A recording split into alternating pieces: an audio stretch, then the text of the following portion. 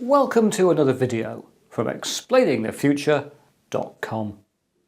People often ask me what I do in my work as a futurist. So, over the next month I'm going to grab this little video camera, take it with me on my travels so you can see the sort of things I get up to. Right now I'm just about to grab a tie, a jacket, rush down to the station and go down to London, where I'm going to speak at an event run by a client called Green Mondays, all about how technology may transform the world. Right, I've now arrived here at the venue for the event, which is Bank of America in London, just fairly close to St Paul's Cathedral. As you can see, the room is pretty big, but no one here yet. I'm going to be on the front on one of those interesting looking sofas, and hopefully fairly soon people will start to arrive. Because I'm talking about 3D printing, there's also a 3D printer here so people can get a feel of 3D printed objects.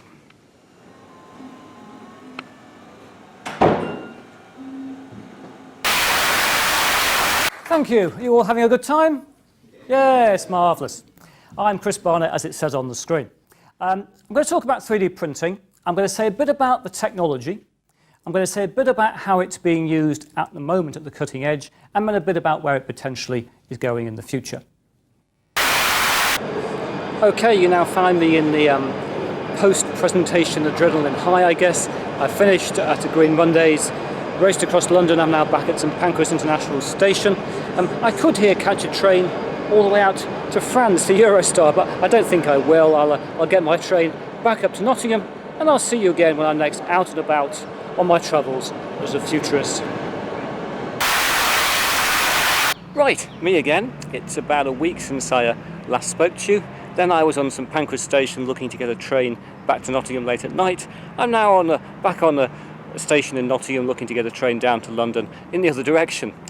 This time I'm heading down to London to talk with a client called Knowledge Brief, well, to a range of their clients actually, big corporates, Virgin, Atlantic and the BBC and ITV and GlaxoSmithKline and all sorts of people like that. Again, about 3D printing, how could you guess? The morning's already not going as well as it could. I've arrived here to find that the train I wanted to get to London has been cancelled, so my schedule is now a lot tighter than it was. Since I saw you last, I haven't been travelling around so much. I've been finishing off an article for Roto World on, you guessed it, 3D printing, and also sorting out the contract on my 3D printing book to be published in Japanese, which is very exciting. Anyway, right now I'm now going to stomp up and down this station for 20 minutes I didn't expect, getting annoyed about the fact my train isn't here. I'll talk to you a bit later in the day when I'm probably back down in London talking about 3D printing. Well, here I am in central London. I've just finished at Broadway House here where the session was today. Not really a place I could take you inside, like the insides of most conference centres really. A room, people, chairs, that type of thing. So I've now finished talking to another load of people about 3D printing. I'm now heading back to Nottingham. The handy thing is, this is Broadgate House, and if you turn around behind me that way, you've got the tube station, so it's really easy to get back to Nottingham. See you later. Hello again. Today I'm at the BBC in Nottingham, as you can see, where I come to talk on the radio to radio stations in all sorts of places. Although today, as often, I'm here to talk on the BBC Nottingham morning programme, so I better go inside and sign myself in and figure out what I'm talking about on the radio this morning. Right, I've now signed in. I've got my official BBC badge on. And as often, I'm sitting here in reception. I'm just looking at the notes for the interview I'm about to do. This morning, I'm talking about wearable technology linked to the new Samsung Galaxy Gear smartwatch. So it's not so much a script, but I like to have a few notes that I know what I might be talking about, and the presenter can have the same thing, which makes for a better interview. So I better take a bit more looking at this, because in a few minutes the producers will be coming down to take me up to the studio. Right. Good morning, Mark. Good morning, sir. Right, I'm now here in the studio. Mark's just over there. He just said good morning to me. That's good. So I'm ready to go. I've got me BBC Water still. There was a script somewhere, but it's long since gone. But I'm sure we'll have a good time talking about mobile technology. So I better go and turn my attention to Mark, because we're about to go now, aren't we? We are. Yes, Any second now. Concentrate. We're going to talk about smartwatches and much more beside with Chris Barnett, who's from the University of Nottingham, an expert on future technology. Good morning, sir. Good morning, Mark. Smartwatches, then. Yes. Not just watches that you look at and think, ooh, smart. These do much more than tell you the time. They do. These are basically watches that link to your smartphone. So you have to have a smartphone which is connected to the internet, as smartphones are. And effectively, it gives you like a second screen for your phone, but on your wrist. So it's more handy sometimes to look at your wrist than it is to get a phone out.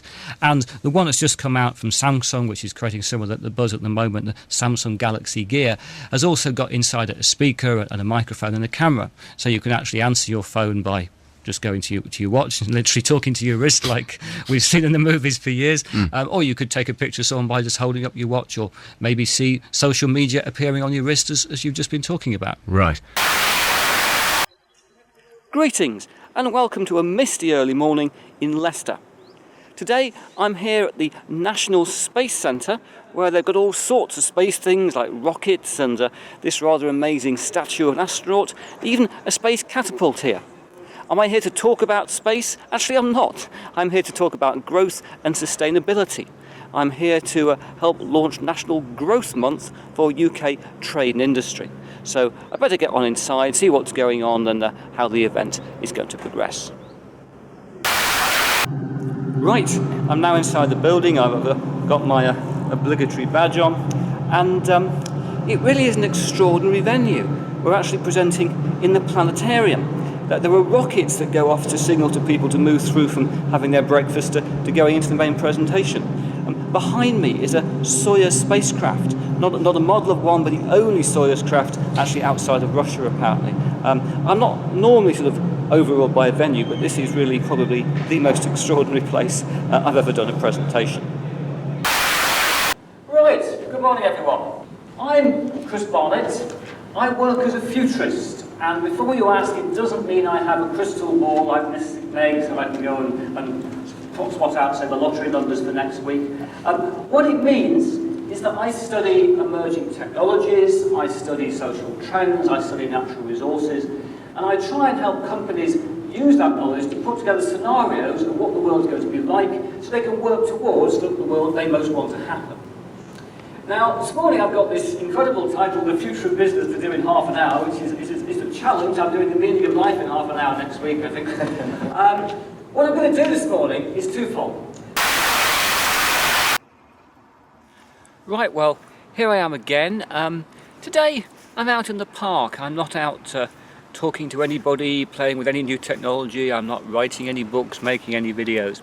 And I just thought I'd put this little section in to indicate that when you spend a lot of time thinking about the future and how things will fit together, you need thinking time away from all of that now and then, just to sort of think, well, what does all this mean? How does it fit together? So to those of you who often say to me, what should I do if I want to be a futurist, if I want to work in this sort of area?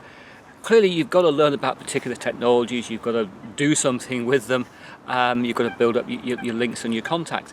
But also you've got to spend some time just out of it, just thinking about things and fitting things together.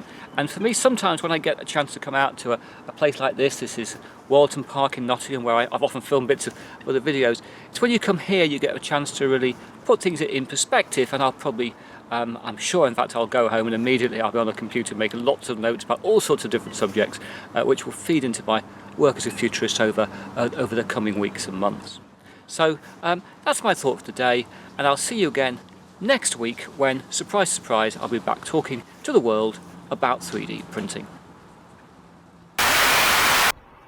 Well, good morning and welcome to the final event I'm featuring in this video diary. Since I saw you last, I've done all sorts of things. I've been supplying pictures of nanobots and bioprinters to magazines. I've been dealing with the contracts to have my 3D printing book translated into Chinese. And now I'm here, back on local territory, to talk to some local businesses about 3D printing. Right, here I am in the room, all ready to go. As again, you expect, I've got the badge. Just had a slight, almost disaster. I realised that of all the things I needed this morning, the one I'd left somewhere else was a copy of my book, so I've just been running up and down places to get hold of it. Fortunately, today I'm on Jubilee campus where I work, so I could get back to my office and get a hold of the book. And look, there it is. This is the room we'll be in. Quite a big location. Outside, people are currently having a bit of breakfast before we start at a 8:10 start for this talk. And we've also, because this is a 3D printing event, got a 3D printer out there printing things out to give people an idea about technology. But now it's getting a little bit close to 8 o'clock. People will start to be fed through from outside. You might be able to hear them already. So I think I'll prepare for the presentation. For those that don't know Chris, then Chris Barnett from the Business School. Okay, thanks very much, Steve. I never quite know what Steve's going to say at the start. It's good to see so many of you here this morning. 3D printing is already a very controversial topic. At the one end of the spectrum, you've got people who say that 3D printing will be the end of capitalism because it'll put the means of production into the hands of the majority. The other end of the spectrum, you've got people who say 3D printing is massively overhyped, it'll have absolutely no impact whatsoever. Now, I don't actually believe in either of those points of view, but because this is a controversial topic, I've decided this morning to stick as much as possible to giving you practical information, real examples of what companies are doing, and you can draw your own conclusions about where things will go. Inevitably, there'll be a few blue sky thoughts because it's me, but by and large, I want to ground it in reality as much as I can. Okay, that's it, not just for this event, but also this is the end now of my video diary. Over the coming weeks and months, I'll be doing more of this type of stuff. A couple of weeks' time, I'm doing the keynote for the Swedish Computer Society's conference on 3D printing. A little bit after that, I'm in Birmingham talking about sustainability at the Symphony Hall. But now, today, that's it for another video, and I hope to talk to you again very soon.